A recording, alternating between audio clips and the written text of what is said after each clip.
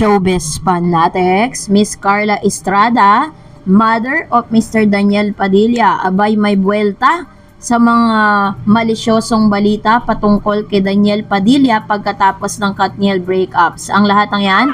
But before that, if you haven't subscribed yet to my YouTube channel, please don't forget to like, share, and subscribe at hit mo na rin ang notification bell for more showbiz updates. And please don't forget to hit the all para ikaw ang unang-una makakapanood sa lahat ng ating mga updates. Bago tayo magpatuloy, narito nga ang ilan sa mga updates patungkol kay Catherine Bernardo and Mr. Daniel Padilla. Sapagkat pagkatapos nga na kumalat sa lahat at sumabog sa social media at sa lahat ng mga news online ang patungkol sa kanilang pagdedeklara ng breakups, ay talaga namang hindi sila nilulubayan ng maraming mga netizen dahil matapos magbigay ng kanilang mga statements si Miss Catherine Bernardo and Daniel Padilla patungkol sa kanilang breakups, ay wala silang binanggit kung ano ba talaga ang tunay na dahilan ng kanilang paghihiwalay. Pero dahil po sa kanilang pananahimik na ito, maraming mga espekulasyon ang nagkalat at kung sino-sino mga babae nga ang nadadrag ang pangalan sa issue ng Katniel.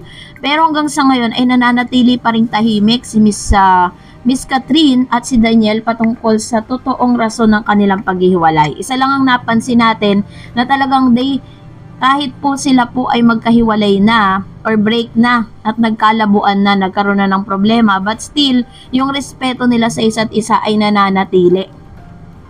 At nakita natin na still pinoprotektahan pa rin ni Miss Catherine Bernardo ang kanya pong partner, o kanya pong long time partner na si Mr. Daniel Padilla sa gitna ng issue. So dahil dito, umugong din ang balita at ang post nitong si Miss Carla Estrada sa kanyang official Instagram account matapos po siya mag-post ng kasama niya kanyang triyong tagapayo. Kasi kung matatandaan, si Miss Carla Estrada po ay isa sa mga host ng Face to Face na kung saan meron po dong parang conflict na kailangan nilang ayusin at yung triyong tagapayo nga ang nagbibigay ng kanilang mga payo pagdating po sa legal na pamamaraan. So dahil dito, ipinost nga ni Miss Carla Estrada na tila baga meron po siyang kinukonsulta dito po sa tatlong triyong tagapayo na ito, especially kay Miss or Attorney Lorna Capunan, na talagang hiwalay niyang inilagay sa kanyang IG post.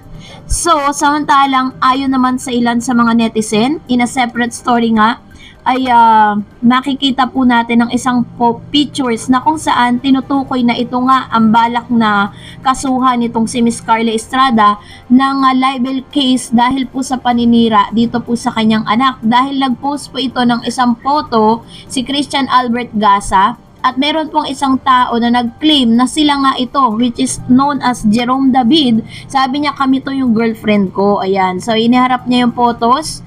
Kasi parang sinasabi po or kinakalat nitong si Sian Gasa na yung mga photos na yun, hindi man niya tahasang sinabi, pero bago pa man yung mga statement at photos, yung random photos na ipinapadala niya sa mga netizen, ay marami na siyang mga sinabi na tila baga alam na alam niya yung tunay na nangyari kay Catherine at kay Mr. Daniel Padilla. Ang dami niya pong mga sinabi doon na parang mamaya mapapanood natin yung buod ng kanyang mga paninirang puri dito kay Daniel.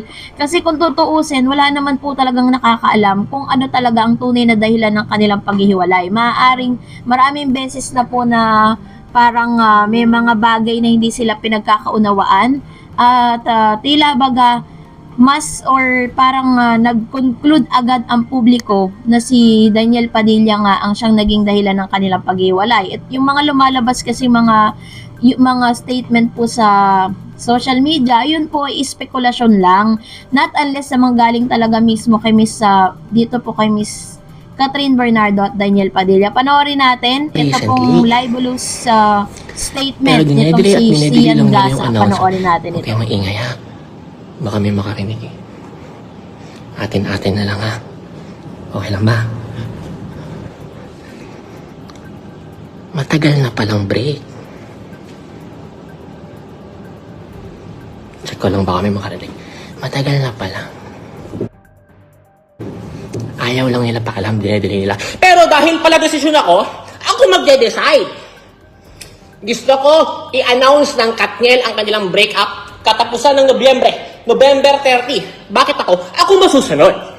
Kailangan i-flex ko yung ego ko eh. Ako yung probinsang Marites! Something like that. So, November 30. So, anong ginawa ko? In-announce ko midnight, November 29. In-announce ko ngayon, November 29. So, pag-announce ko ngayon ng November 29, oh, boom! Na-pressure sila. Wala silang magawa kasi naniniwala sa akin lahat ng tao. So, kailangan na nila linawin once and for all. And I gave Catherine a favor. Pagod na yan. Pagod na yun sa pambababae ni ano. Pagod na yan. Sa po, kasagsagan po ng mga breakups at kasagsagan ng mga chika at malalaking balita dito po sa mundo na showbiz, isa siya sa mga nagpapasabog ng mga balita. Minsan po ay nakukonfirm pero may kadalasan naman ay hindi totoo yung kanya mga sinasabi. So ito po yung isa sa mga dahilan kung bakit itong si Carla tila baga meron pong ikinonsulta dito po sa triyong tagapayo ang mga abogado dito po sa face to face. So abangan natin kung ano man po yung legal na gagawin itong si Carla Estrada patungkol po dito sa bagay na ito dahil sirang-sira na at red flag na nga yung kanyang anak ni si Mr. Daniel Padilla. Mukhang palaban itong si Miss Carla Estrada. So dahil dyan narito ang ilan sa mga talakpo ninyo patungkol sa ating last update, magbabasa tayo patungkol sa issue ni Catherine Bernardo at Daniel Padilla. Unahin natin ang komento mula kay Leono Perkson. Sabi niya, kung nasa kapamilya si Idol, sana si Enrique Hill ang leading man niya. Ayan. So, ito pong request ng ilan na sana daw, since break na din naman ang mag-partner na Lisken, pwede rin daw siya. Pero meron din nagsasabi na maaaring i-partner din ito kay Mr. Alden Richards. Sabi ni Stella Turiado, manggagamit talaga si Daniel. Pag hindi siya mga click sa solo career niya, gagawin niyang lahat para mumaliksikat sa kanya para umangat.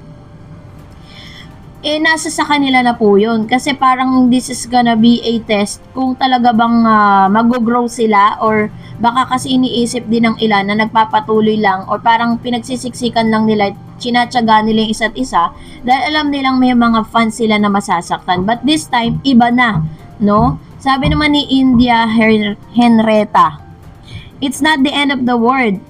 Free at last, and besides, love team are just living in the fantasy world. Pero hindi pa tapos ang mundo, hindi pa katapusan ng mundo ni Catherine.